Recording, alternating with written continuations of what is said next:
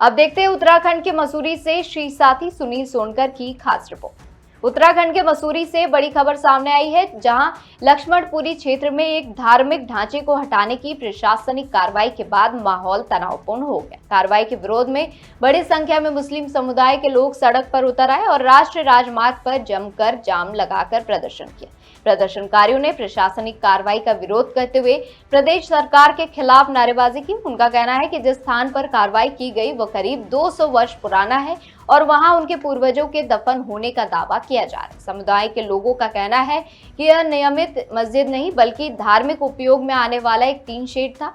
वहीं प्रशासन का कहना है कि संबंधित भूमि नगर पालिका परिषद मसूरी की है और सभी कानूनी प्रक्रियाओं का पालन करने के बाद ही अतिक्रमण हटाने की कार्रवाई की गई। एसडीएम मसूरी राहुल आनंद ने बताया कि राजस्व विभाग, नगर पालिका, छावनी परिषद और वक्फ बोर्ड के रिकॉर्ड की जांच के बाद भूमि पालिका की जाएगी।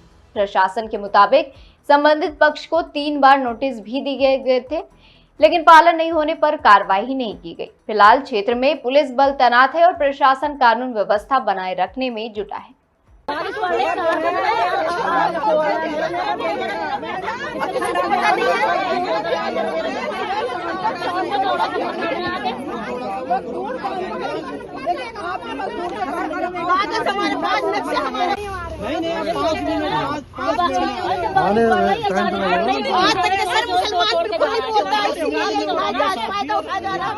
चोरी तोड़ रहा है।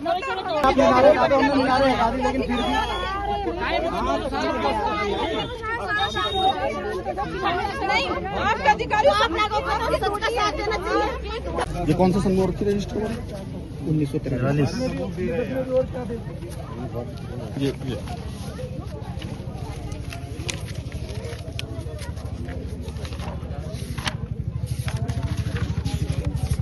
ये इस लैंड की रजिस्ट्री है। रजिस्ट्री 1943 उर्दू में भेजो।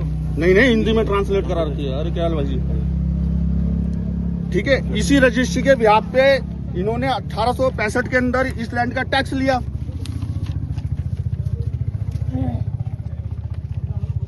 आज नाजायज दबाने वाली चीज हो रही ना।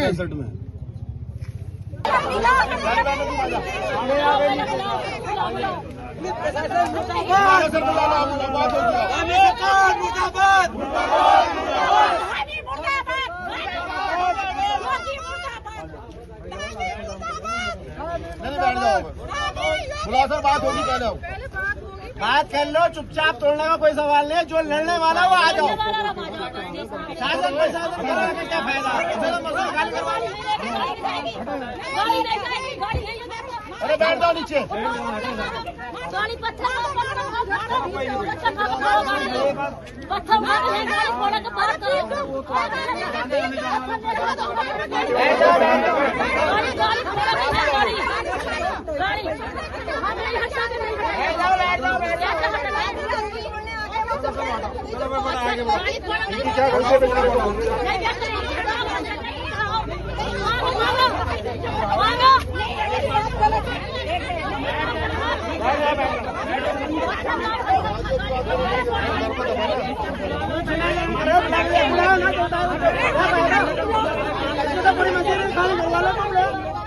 सब तुम्हारी जिम्मेदारी है।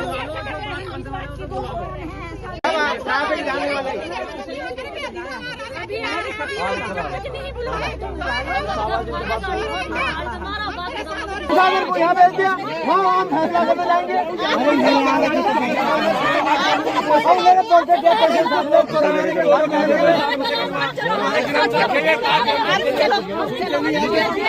नीचे मस्जिद में कलाम पाक है, नीचे जाने।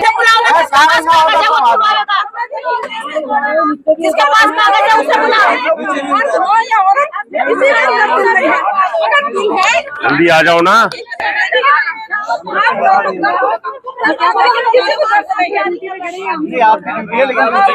अधिकारी बात तो करे आकर के। चोर की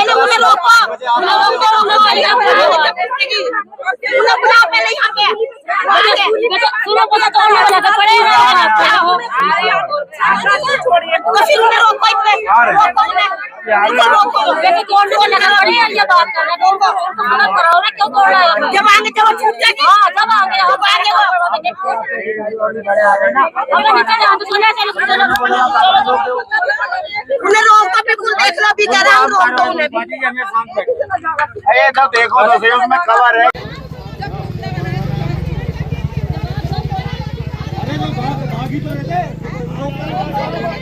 भूमि पे तो संबंध में जांच करने पर सभी विभागों के द्वारा पता चला कि वो भूमि जो है बेसिकली सार्वजनिक नगर पालिका परिषद मसूरी के। इस संबंध में वहाँ की जो कब्रिस्तान समिति है उनको नोटिस भी दिया गया था। फर्स्ट नोटिस लगभग 21 मई को दिया गया था, उसके बाद 3 नोटिस और दिए गए। उनके द्वारा जो है कोई भी वैध दस्तावेज नहीं प्रस्तुत किए गए जिससे ये साबित हो पाए कि वो ज़मीन जो है उस समिति की है तथा उस पर उस संरचना की कोई अनुमति ली गई हो। तो विधिवत 3 नोटिस तामील कराने के उपरांत सभी डिपार्टमेंटों से उसकी जांच लैंड और कैंटोनमेंट, नगर पालिका परिषद मसूरी, नायब तहसीलदार मसूरी और इसके अलावा नगर पालिका वक्फ बोर्ड सभी की जांच के उपरांत ये जो है आज ध्वस्तीकरण की कार्रवाई की गई नोटिस तामील कराने के। पर मुस्लिम के नोटिस उनको पहले भी जो है जैसा कि होता है सुप्रीम कोर्ट के अनुसार उनको 3 बार डेमोलिशन का नोटिस ऑलरेडी जा चुका था और उनसे अनुरोध भी किया गया था।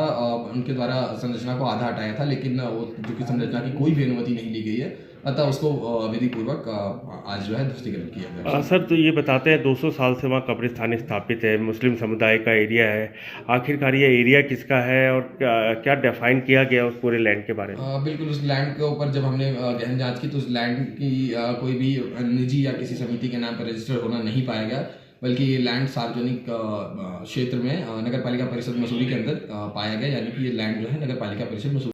आप क्या कहना चाहेंगे आज यहाँ पर? सबसे पहले तो मैं आपके चैनल का बहुत बहुत स्वागत करता हूँ कि आप लोग यहाँ आए और हमारी समस्याओं को सुनने के लिए आपका बहुत बहुत स्वागत है। माइक पास करो। बहुत स्वागत है। पहले तो मैं ये कहना चाहूँगा कि आप में जो पत्रकार लोग आए हैं, आप में कोई गोदी मीडिया तो नहीं है कि कोई हमारी आवाज़ को दबा ले, सरकार तक ना पहुँचाए, क्योंकि गोदी मीडिया जो है सरकार की आवाज़ को दबा लेते हैं ज़्यादातर। हमने देखा है दिल्ली में भी गोदी मीडिया वाले जाते हैं जंतर मंतर में और बहुत ही खतरनाक रहते हैं। उनकी धुनाई भी अच्छी तरह से होती है।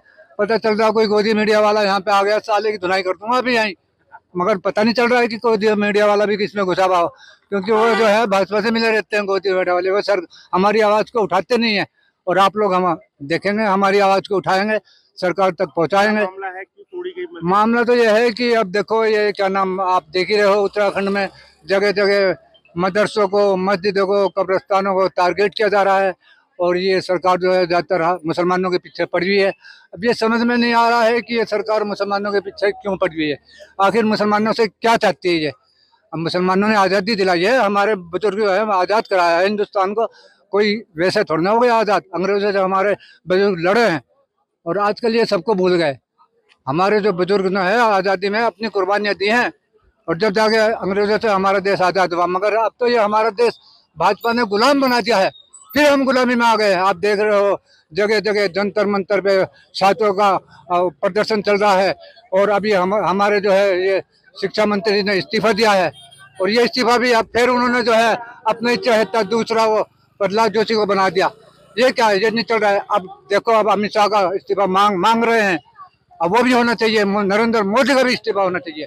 हम तो ये कहते हैं ये सरकार भ्रष्ट है, इनका जितने भी इसमें मंत्री हैं इनका सबका। आज आपकी मस्जिद तोड़ी जा रही है, क्या इत्तला दी गई थी आप लोगों को? हमें यहाँ इत्तला किसी को नहीं दी गई है और ये चुपके चुपके आते हैं और ये हम तो उस टाइम चाय पी रहे थे। हम यहाँ ज़्यादातर मसूरी में है मजदूर तबका है, काम पे जाने के लिए खाना खा रहे थे, जब तक हमें हमारी लड़की का फोन आया कि पापा वहाँ कुछ क्या हो रहा है, वहाँ कब्रिस्तान में कुछ आदमी दिखाई दे रहे हैं। मैंने कमेटी वालों को फ़ोन करा, मैंने बोला किसी की मैयत हो गई क्या, आदमी दिखाई दे रहे हैं वहाँ पे। उन्होंने बोला नहीं मैयत तो किसी की नहीं हुई। तो मैंने वहाँ आदमी कैसे पहुँच रहे। उसके बाद हम इधर आए, देखा तो यहाँ पे तो पुलिस फोर्स की 2 गाड़ियाँ आ गई और डंडे वंडे लेके आ गए और यह पानी का वो भी लेके आ गए कि जैसे यहाँ पे बहुत बड़ा हमला करेंगे यहाँ की जनता और उस पर पानी फेंकेंगे। अब आंसू गैस भी ला रखे होंगे, जब डंडे लेके आ रखे, पानी की वाटर कैन लेके आ रखे। तो यहाँ का मुसलमान ऐसा नहीं है, मुसलमान शांति प्रिय है। यहाँ उत्तराखंड में हिंदू मुस्लिम का भाईचारा है और यहाँ ऐसा कुछ नहीं है। हिंदू मुस्लिम आपस में भाईचारे से रहते हैं। ये तो सोच रहे होंगे कि हम मुसलमान यहाँ बहुत हंगामा करेंगे, उस पर लठ बजाएंगे, उस पर आंसू गैस छोड़ेंगे, उस पर वाटर कैनन करेंगे, मगर ये नहीं पता यहाँ का मुसलमान शांति प्रिय है, ऐसा कुछ नहीं है और आगे भी है। और आप बोलेंगे फिर मेरे को कि 2027 का चुनाव है, तो 2024 चुनाव को हम उसका बहिष्कार करेंगे। हम तो चाहते हैं सालों का बहिष्कार हो, चुनाव उनाव भाड़ में जाए इनके चुनाव उनाव सालों के। क्या करना है इन्हें? जब चाहते हैं हाथ जोड़ते हैं, हम तुम्हारे मुसलमानों के साथ है, हम तुम्हारा ये करेंगे, हम तुम्हारा वो करेंगे। साला कोई कुछ नहीं करता बाद में। अब क्यों नहीं आ रहे? अब तो ना गणेश जोशी आ रहा, ना मीरा सकलानी आ रही। उस टाइम तो सब बोलते हैं, तब तो अध्यक्ष भी बोल लेगा हम तुम्हारे साथ आएंगे, कोई परेशानी नहीं होगी। सारी परेशानी तो दे दी सौरों ने। अब क्या करेंगे? कोई नहीं आता साथ किसी के। बस वोट के टाइम की राजनीति करते हैं, उसके बाद कोई नहीं आता है। उसे भूल जाते हैं ना कोई मुसलमान ना। अरे कोई मुसलमान ही नहीं, हिंदू को भी नहीं साथ देते हैं किसी का। कोई हिंदू को बेचारा कोई परेशान रहेगा, उसे भी सब जो बेकार है। सर्वे गवर्नमेंट ऑफ इंडिया जो है उसका एक नक्शा है हमारे पास, एक मानचित्र है जो कैंट बोर्ड में भी उपलब्ध है। आप जाएंगे तो देख सकते हैं।